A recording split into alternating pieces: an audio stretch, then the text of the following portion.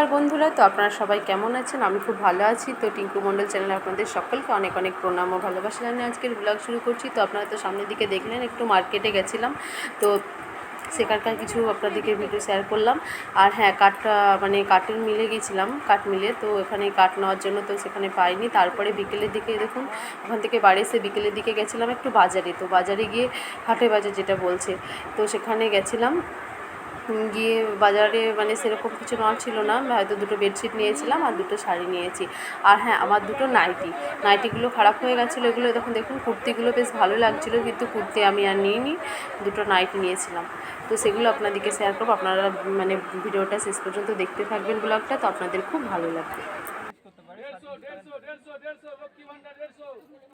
লক্ষ্মীর ভান্ডার বাচ্চার মেয়েরা কিনছে।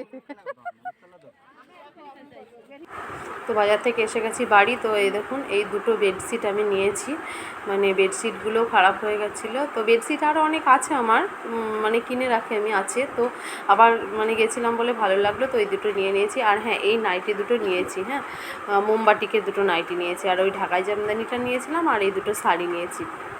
তো ব্যাস এইগুলোই নিয়েছি। হ্যাঁ, এটা পরের দিন সকালবেলা। তো পরের দিন সকালবেলা টিফিনে দিয়েছিলাম চাউমিন করে। তো চাউমিনটা ম্যাগিটা চাউমিনের মতো করে দিয়েছিলাম। তো সেটা এখন দেখালাম। তারপরে বসেছি রান্না। তো রান্নাতে করব ভাবছি আজকে ডিম। তো ডিম রান্না করবো। আলুগুলো এইভাবে গোল গোল করে কেটে নিয়েছি, আর ডিমটা সেদ্ধ করা হয়ে গেছে। তো আলুগুলো ভালো করে এখন ভেজে নিচ্ছি।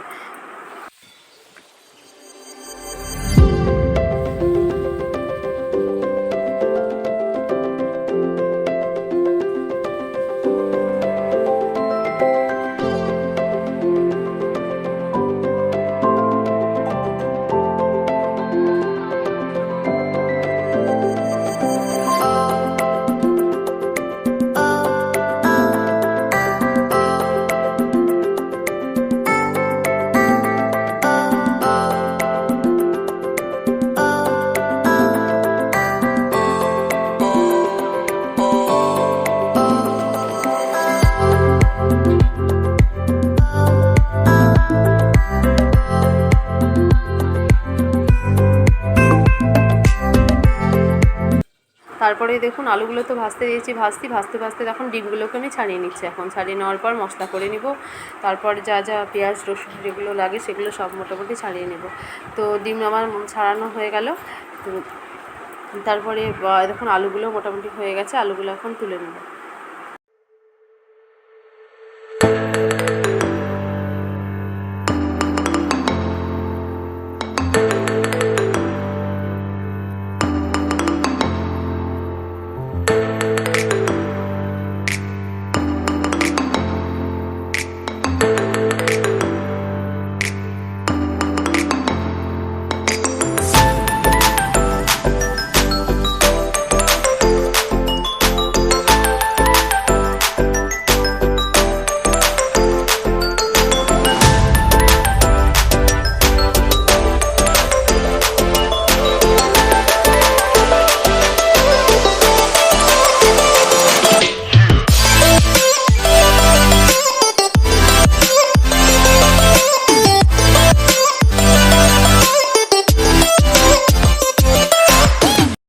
দেখুন, মশলাটা আমার হয়ে গেছে করা।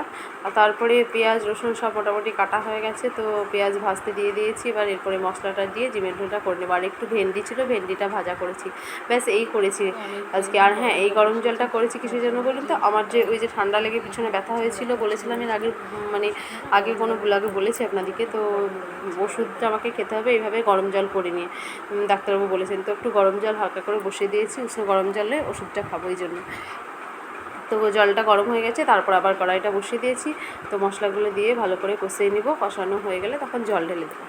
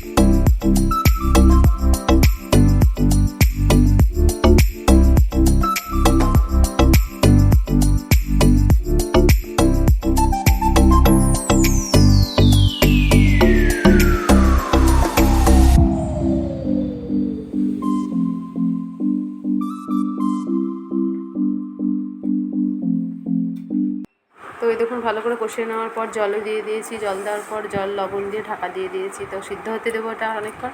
দেখে মনে হচ্ছে অনেকটা মানে জল দিয়েছি, জল আছে, কিন্তু না, এই জলটা পুরো আলুগুলো মোটা মোটা করে দিয়েছি, তো আলুতে শুষে দেবে, তো ঠিকঠাক হয়ে যাবে। কারণ একটা সবজি বানিয়েছি তো তো একটু একটু মাখা মাখা ঝোল রেখে দেবো। তো প্রায় শেষের দিকে আর একটু হবে, আলু এখনও ভালো সিদ্ধ হয়নি। তো এই দেখুন আমার হয়ে গেছে।